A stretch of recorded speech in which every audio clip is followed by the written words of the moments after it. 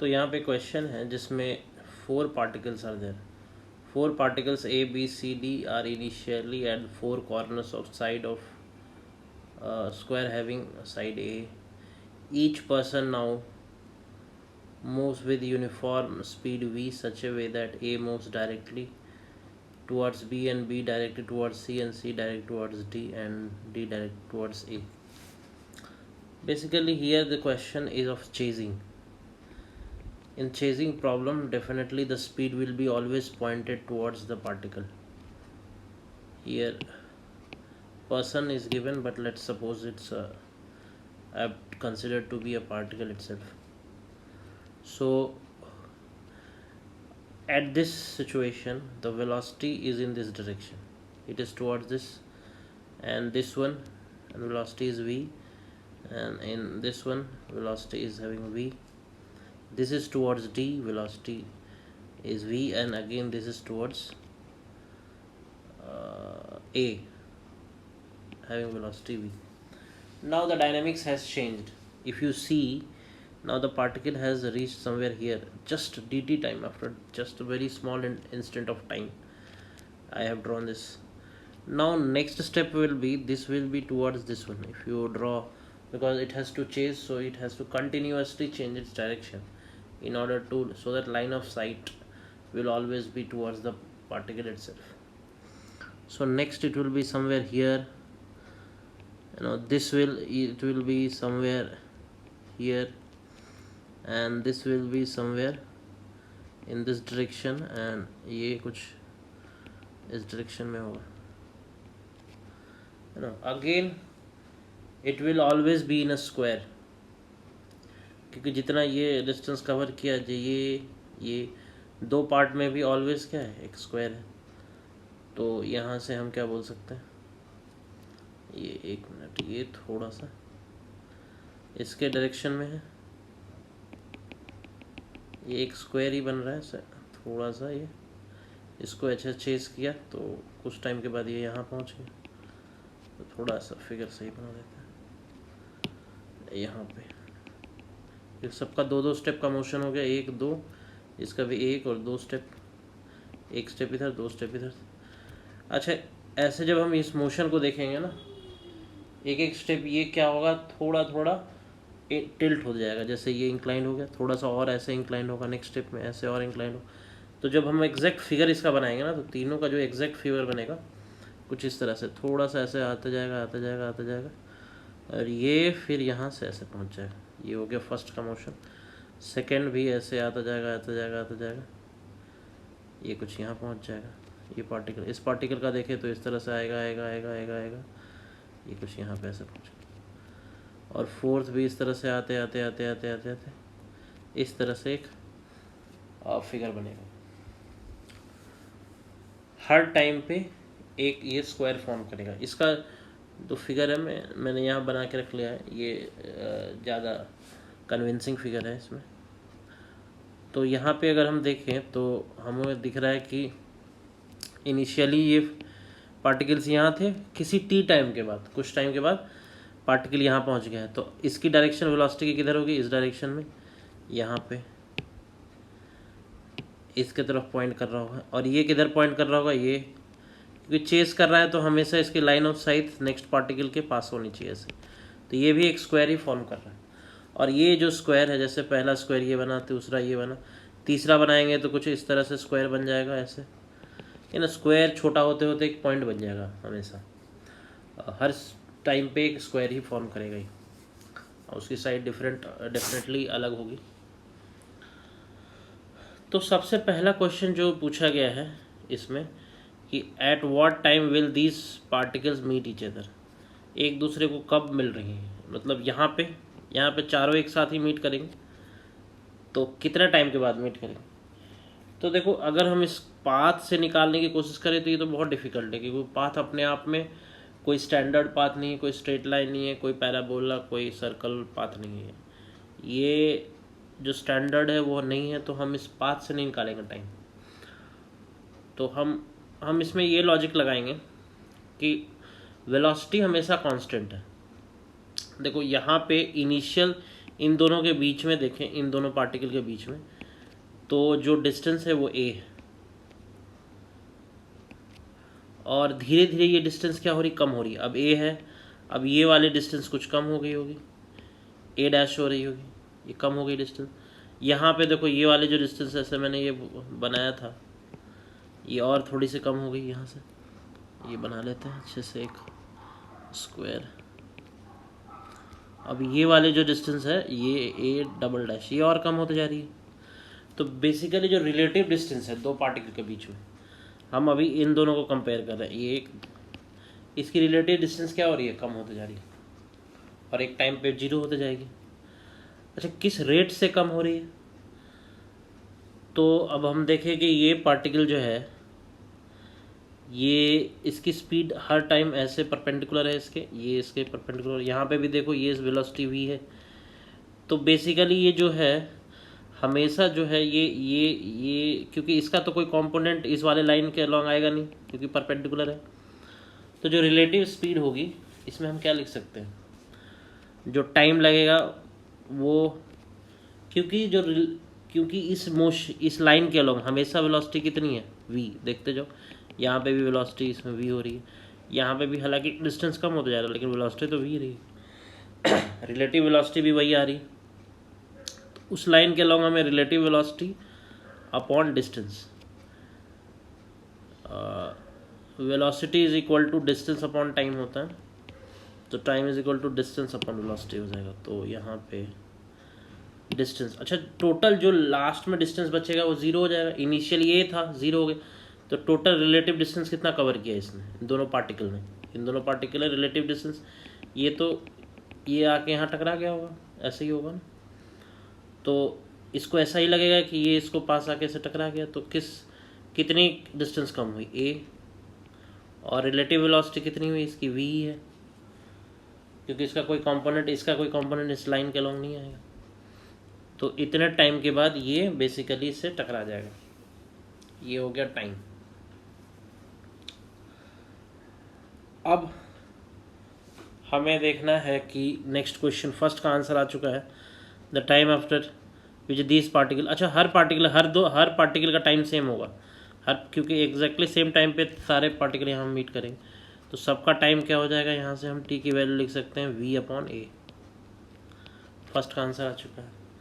Total distance covered, अच्छा ये जो पाथ है ये टोटल डिस्टेंस ये कितनी है ये कवर बतानी। तो अगेन फिर हम टोटल डिस्टेंस डायरेक्टली निकाल नहीं सकते कि कोई स्टैंडर्ड ये ग्राफ नहीं है। तो हम क्या करेंगे, हमें एक चीज़ पता है कि जो टाइम है ये तो पता है हमें, और वेलोसिटी हमेशा कांस्टेंट है, या बोल सकते हो स्पीड को सेम है हमेशा। तो पार्टिकल किसी भी पाथ पे मूव करे डिस्टेंस उतना ही ट्रेवल करेगा ना।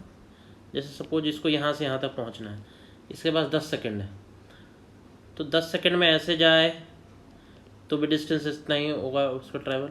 10 सेकंड में ऐसे आके यहाँ तक आ जाए, क्योंकि स्पीड इसका सेम है, स्पीड हमेशा सेम है। तो सिंपली हम यहाँ से बोल सकते हैं कि डिस्टेंस, यहाँ से हम डिस्टेंस को हम लिख सकते हैं, डिस्टेंस इज इक्वल टू, क्योंकि स्पीड सेम है तो डिस्टेंस आ जाएगा velocity into time, speed that is equal to v, time जो लगाया है इसको तो v square upon a। Displacement पूछा जाता तो डिस्प्लेसमेंट तो यहाँ से सिंपली ये यहाँ से यहाँ तक ये कितना होता है a/√2, तो डिस्प्लेसमेंट इसकी हो जाती है a/√2 अगर पूछा जाता तो। अब नेक्स्ट है angular velocity of this particle. तो एंगुलर वेलोसिटी इस पार्टिकल की टाइम का फंक्शन आएगा। ये दो चीज़ तो हमारे पास एक कांस्टेंट आ गया, लेकिन यहाँ पे टाइम का फंक्शन आ जाएगा। देखो इनिशियली इस फिगर में एक काम करता हूँ मैं, बाकी सारे इरेज कर देना।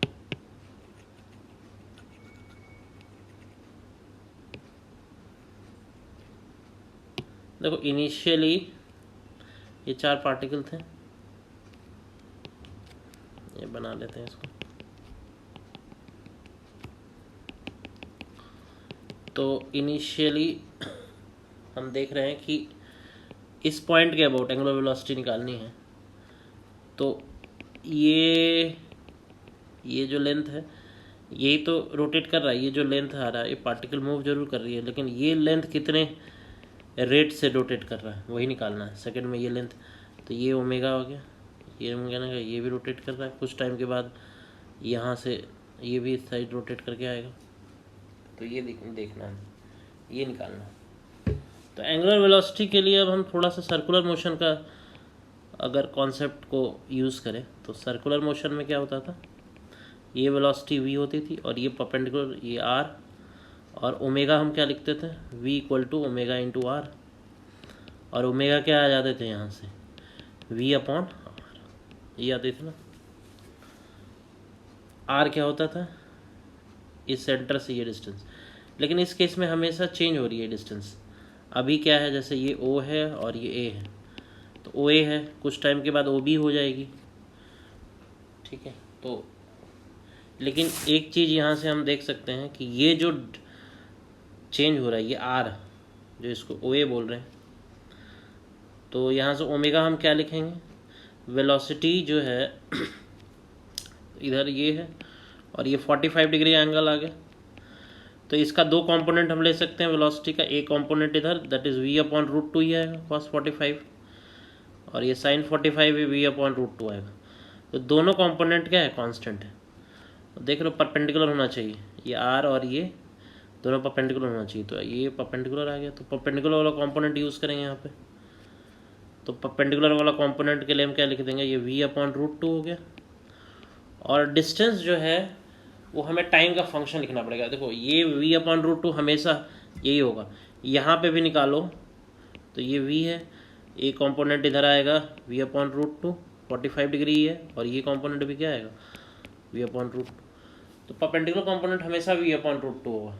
तो ये तो कांस्टेंट आ गया, टाइम का फंक्शन नहीं, ऊपर वाला जो पार्ट है न्यूमरेटर। लेकिन ये r जो है ये हमेशा चेंज हो रहा है, देख लो अभी OA है OB है, लेकिन r जो चेंज हो रहा है इसमें एक चीज़ है कि जो along द OA देखो स्पीड कितनी है v अपॉन रूट टू, यहाँ पे भी OB के अलॉन्ग स्पीड क्या है v अपॉन रूट, मतलब डायगोनल के अलॉन्ग एक देखो ये भी स्क्वायर है ये स्क्वायर है, इसके डायगोनल ही के अलॉन्ग हमेशा जो स्पीड है वो कांस्टेंट आ रही है।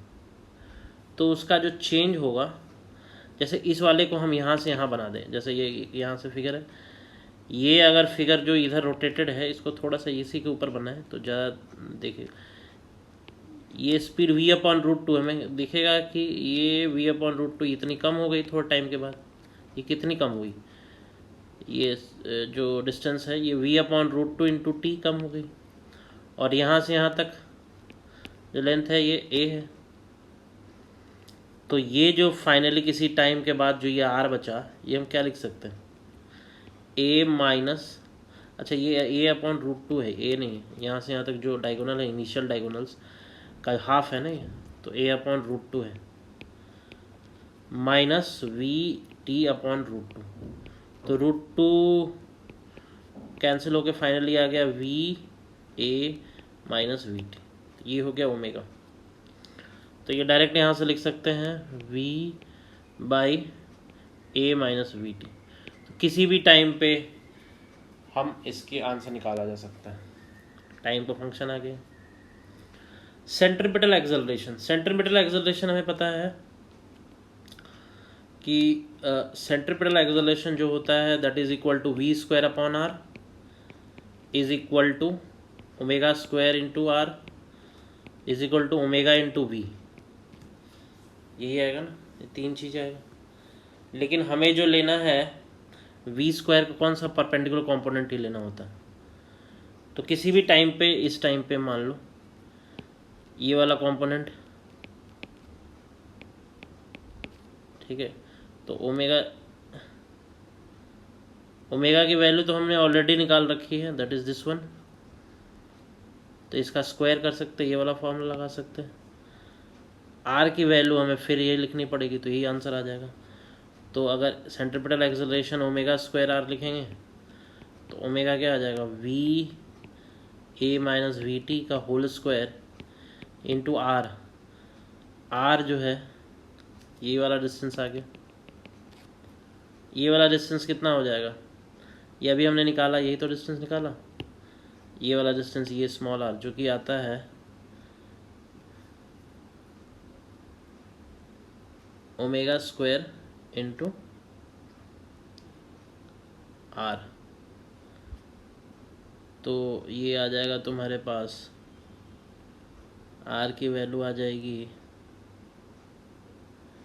ए upon √2 minus we T upon √2, ये आ जाएगी।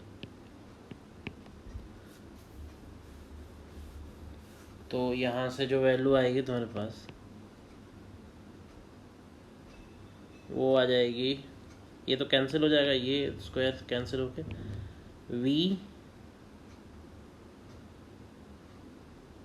स्क्वायर है ये upon a minus we T, और यहाँ से क्या बच गया √2। √2 भी आ रहा, एक बार चेक कर लेते हैं √2 आएगा या नहीं।